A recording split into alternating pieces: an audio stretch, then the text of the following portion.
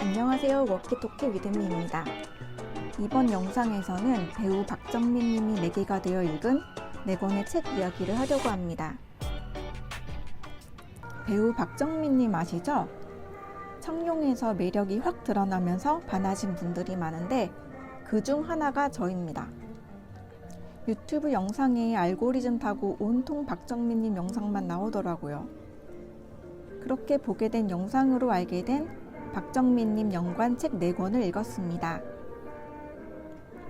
박정민 님이 중심이 되어 읽게 된 책들이니만큼 제일 먼저 이야기할 책은 박정민 님이 쓰신 에세이 쓸만한 인간입니다. 이건 지금 절판 상태라서 서점에서는 구할 수 없었고요. 중고라도 사려고 알아봤더니 10만 원이 넘더라고요. 근데 산 사람이 있을까요? 저는 다행히 밀리의 서재에 있어서 읽었습니다. 에세이가 그 사람의 결이 그대로 녹아있는 장르인 만큼 박정민 님의 결이 그대로 느껴지는 책이었습니다. 어릴 적 때부터 배우가 된 이후의 삶까지 폭넓게 다루고 있어서 어떻게 살아온 사람인지를 알 수 있습니다.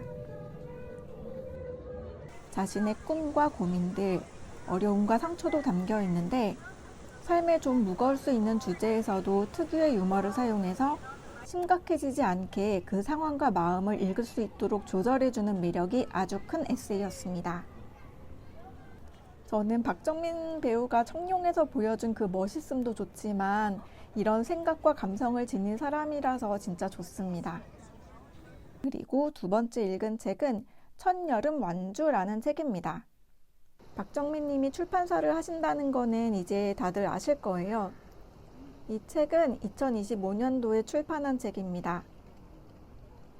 아버지께서 시각장애인이신데 책이라는 것이 시각적인 매체이다 보니까 눈이 안 좋으신 분들은 책을 읽기 어렵잖아요.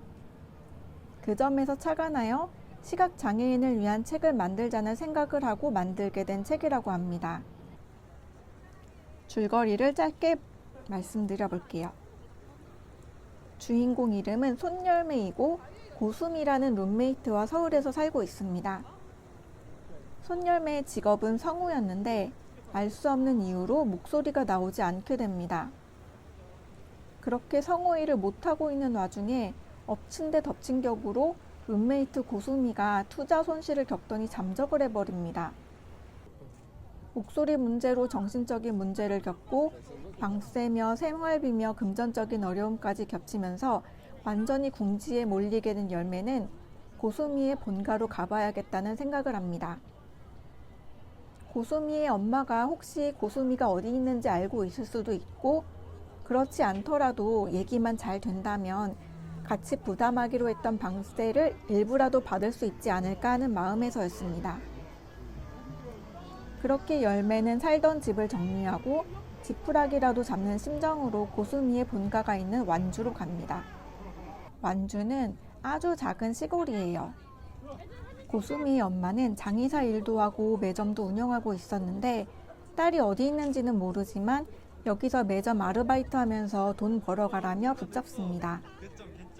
수민의 엄마, 외계인 같은 어저기 강동경, 춤추는 거 좋아하는 한양미, 도시의 번잡함을 떠나 샤넬과 함께 내려와 있는 정혜라. 열매가 완주에서 이들과 생활하면서 일어나는 일들이 이 소설의 내용입니다. 소설은 분위기가 굉장히 동화 같아요. 환상적인 일들도 일어나고요. 특히 돌아가신 할아버지와 대화하는 장면들이 정말 따뜻했습니다. 열매가 어릴 때 부모님이 비디오 가게를 하셨는데 할아버지한테 영화 마스크 주인공 짐 캐리 성대모사를 해드리면서 재롱을 떨곤 했습니다. 이때 장면에서 열매의 나레이션 이름이 어린 열매라고 나오는데 이 어린 열매라는 말이 정말 예쁘고 소중하게 느껴졌습니다. 어린 열매가 자라 열매가 되었죠.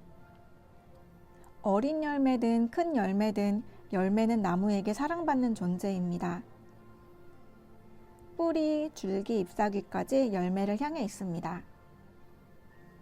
열매로서는 멀리 있는 뿌리가 멀리 있는 기둥과 가지가 무슨 상관인가 싶을 수도 있지만 사실 열매는 그 뿌리, 기둥, 잎사귀로부터 모든 영양과 보호를 받고 있는 거죠. 그렇게 맺어진 소중한 열매입니다. 해도 그렇지만 비와 바람도 열매를 열매이게 하죠. 열매가 겪고 있는 태풍과도 같은 고난, 그 뒤에 따스한 햇살 같은 위로와 웃음, 이것이 소설의 핵심 내용과 상통하고 있습니다. 장마와 뜨거운 햇살을 견딘 여름, 피난처와도 같은 완주에서 열매가 익습니다.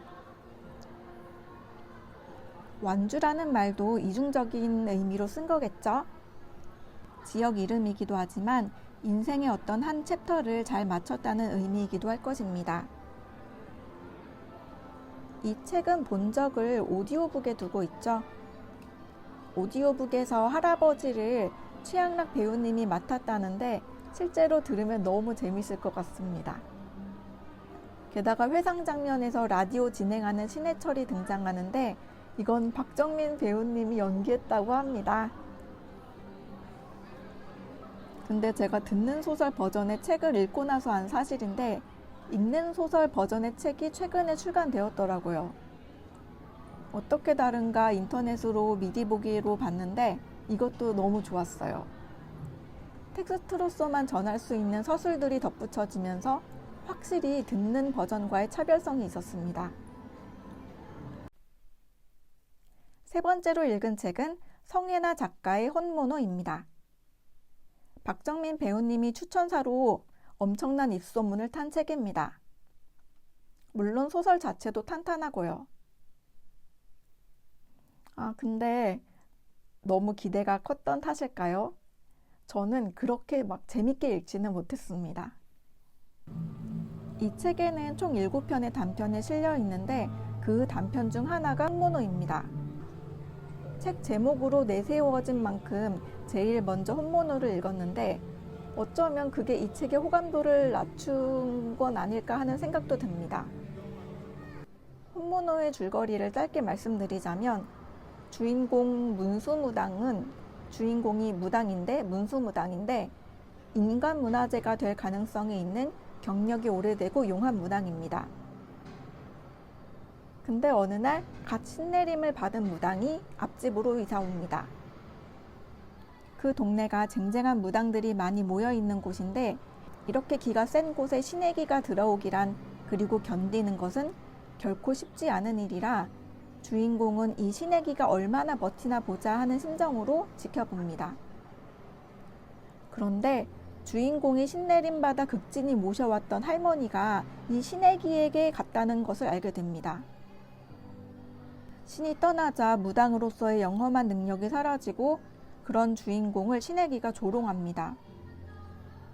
그리고 자신이 늘 맡아왔던 어떤 정치인의 굿판을 신내기가 맡게 되고 이 소설은 그 굿판에서 클라이막스와 결말을 맞습니다. 저한테는 많이 징그럽고 잔혹했어요. 혼모노라는 단어는 문수무당 그 자신이 모시고 있는 장수할멈이 지화 말고 혼모노 꽃을 좋아한다고 언급할 때 등장합니다. 대충 뉘앙스는 알겠는데 혼모노가 생에 매칭되는 말인지 생화에 매칭되는 말인지 모르겠어서 인터넷을 검색해 봤더니 일본어로 진짜라는 뜻이라고 나무위키에 나오더라고요. 이건 말 그대로 공식적이고 표면적인 의미고요. 한국에서 은어처럼 쓰일 때는 일반인 눈치 안 보고 본인만 생각하는 이기적인 오타쿠, 소문으로만 전해지거나 미디어에서나 나올 법한 비상식적인 말이나 행동을 정말로 하는 사람을 칭할 때 사용된다고 합니다. 저는 그렇다면 신내기랑 장수할멈이 혼모노다 생각했어요.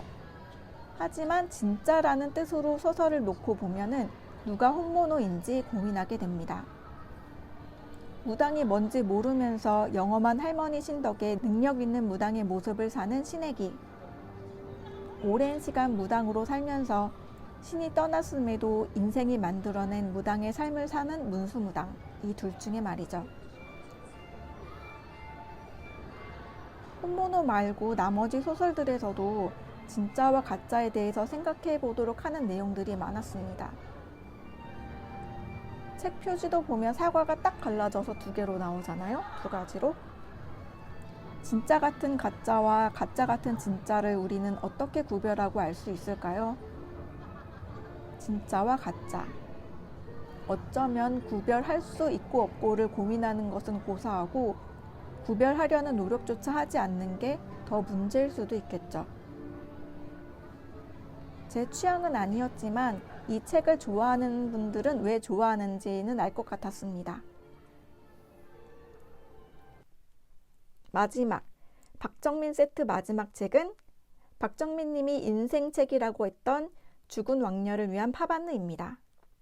책 표지가 스페인의 궁정화가였던 디에고 벨라스케스의 시녀들이라는 그림입니다.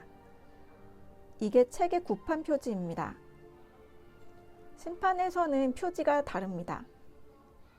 크게 주인공처럼 서 있는 이 소녀는 궁중에서 장난감처럼 취급하던 못생긴 난쟁이입니다. 소설의 주제를 관통하는 그림입니다. 이 못생긴 소녀는 사회에서 한 인격으로서 온전히 자기 몫을 누리며 살 수 있을까? 친구 사귐의 문제, 취업의 문제, 그리고 가장 중요한 사랑의 문제에서 말이죠. 소설의 핵심 인물은 나, 요한, 아주 못생긴 여자 그녀 이렇게 세 명입니다. 이 못생긴 여자는 얼마나 못생겼냐면 사람들이 보고 헉 하고 놀랄 정도로 못생겼습니다. 그래서 사람들과의 관계에서나 취업에서 아픈 경험을 합니다. 소설에서 가장 주목하고 있는 문제는 사랑입니다. 어쨌든 이렇게 못생긴 여자도 사랑할 수 있을까 하는 것이죠. 또 다른 관점으로 말하면 이렇게 못생긴 여자를 사랑할 남자가 있을까입니다. 작가가 대놓고 그 질문이 소설 집필의 시작이었다고 말합니다. 소설이 갖고 있는 설정들이 너무 시대착오적이지 않나. 못생긴 여자라는 소재나 못생긴 여자가 진짜 사랑을 할 수 있을까 하는 주제나 책을 읽기 전에 알았다면 읽지 않았을 주제이기도 합니다. 이 주제를 다루기 위해서 주인공 여자는 제가 봤을 때 지나치게 자기 연민에 빠져 있습니다. 그리고 세 명의 주인공 중 하나인 이 여자뿐만 아니라 소설에 등장하는 여자들이 전반적으로 좀 다 그래요. 약해요. 나의 아버지는 잘생긴 배우입니다. 무명으로 있다가 확 뜨고 나서 엄마를 떠나요. 그런데 엄마는 엄청나게 상처를 받지만 탈 없이 아버지를 보내줍니다. 요한의 어머니 역시 어느 회장님의 숨겨진 애인이었는데 나이가 들고 버림받습니다. 이 여자는 자살합니다. 또 잠깐 등장하는 군만두라는 여자는 반대로 너무 예쁜데 그 외모만으로 너무 자신만만해 있습니다. 완벽한 사람이 어딨어요. 우리는 결핍 없는 사람이 없고 서로의 결핍을 끌어안고 채워주며 사는 존재죠. 또 아무 매력 없는 사람도 없어요. 진짜 중요한 것은 자기 매력을 자기가 알아주고 사랑하고 가꿔서 더 빛나게 하는 것입니다. 그리고 스스로 자기 몫을 주장하고 누릴 줄 알아야 해요. 연애도 가치관이 비슷해야 연애할 수 있듯이 독서도 마찬가지라고 생각해요. 독자들에게 이 정도면 이 주인공이 이 인물들이 스스로를 이렇게 생각하고 이렇게 행동하는 게 타당하지? 라고 내놓은 설정들이 납득이 안 됐어요. 예를 들어 어떤 영화에서 주인공이 피와 뼈를 갈아가며 파란만장한 과정을 통해 복수를 성공하고 결국 원수라고 여긴 사람을 죽입니다. 그런데 복수한 이유가 별거 아닌 일이었다면, 그러니까 하찮은 일로 그저 혼자 자기 분에 못 이겨 사고 친 걸로밖에 보이지 않는다면 그 영화에 공감하고 빠져들 수 없잖아요. 테이큰에서 리암 니슨이 딸을 실제로 납치한 사람들에게 복수하니까 그 복수가 통쾌한 거지. 만약에 저 사람 눈빛을 보니 내 딸을 납치하려는 것 같은데 하는 생각으로 복수했다면 그 복수가 찝찝하고 납득이 안 가는 것처럼 말이죠. 2000년대가 등장하기도 하지만 주 시대가 80년대입니다. 이 책이 출판된 지가 되게 오래된 예전 책인 건 아닐까? 이렇게 해서 출판일을 봤더니 2009년이었습니다.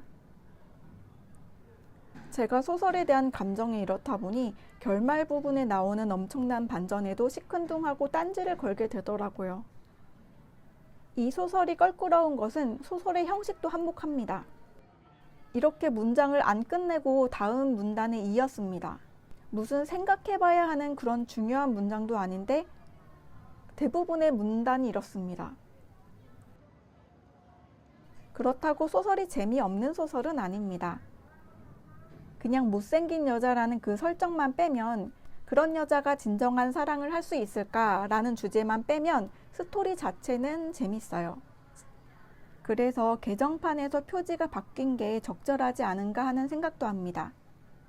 그리고 대화체가 은근히 박정민님의 에세이에서 쓰인 대화체랑 닮아 있다는 느낌을 받습니다. 제가 소설에서 재밌게 읽은 부분을 읽어드릴게요. 일명 말하기 팁입니다. 요한과 나는 백화점 주차장에서 일을 하는데요. 아무렇게나 주차하는 사람들을 대하는 노하우입니다. 나보다 먼저 와서 일을 해왔던 요한이 나에게 이야기하는 장면입니다.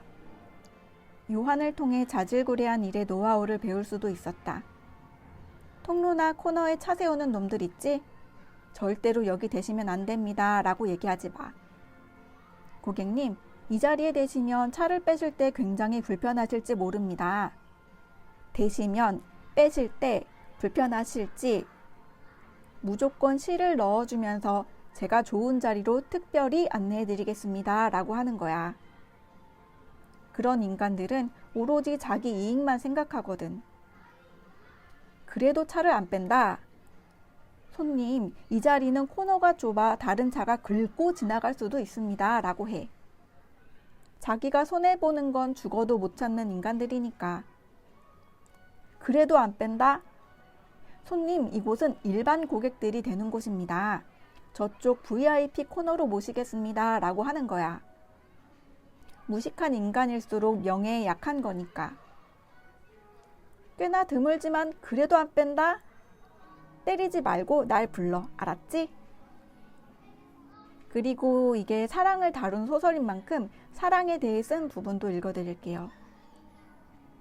실은 그녀도 무엇을 어떻게 해야 할지 몰랐을 것이다. 젊음은 결국 단파 라디오와 같은 것임을. 좋은 쪽이든 나쁜 쪽이든 모든 연애의 90%는 이해가 아닌 오해란 사실을. 무렵에 우리는 누구도 알지 못했다. 어쨌거나 우리는 20살이었고 좋든 싫든 연애의 대부분을 운에 의지할 수밖에 없는 나이였다. 모든 사랑은 오해다. 그를 사랑한다는 오해. 그는 이렇게 다르다는 오해. 그녀는 이런 여자란 오해. 그에겐 내가 전부란 오해. 그의 모든 걸 이해한다는 오해. 그녀가 더없이 아름답다는 오해. 그는 결코 변하지 않을 거란 오해. 그에게 내가 필요할 거란 오해. 그가 지금 외로울 거란 오해. 그런 그녀를 영원히 사랑할 거라는 오해. 그런 사실을 모른 채 사랑을 이룬 이들은 어쨌든 서로를 좋은 쪽으로 이해한 사람들이라고 20살의 나는 생각했었다. 결국 내게 주어진 행운이 있다면 바로 그것이었다. 그런 서로의 오해가 오해였음을 깨닫지 않아도 좋았다는 것. 해서 고스란히 서로가 이해한 서로를 영원히 간직할 수 있었다는 것. 그리고 개정판 표지를 들여다보며 알게 된 사실은 이미 영화로 만들어졌고 2026년 올해 개봉 예정이라는 것입니다. 책을 재미있게 읽으신 분들에게는 정말 기쁜 소식일 것 같아요.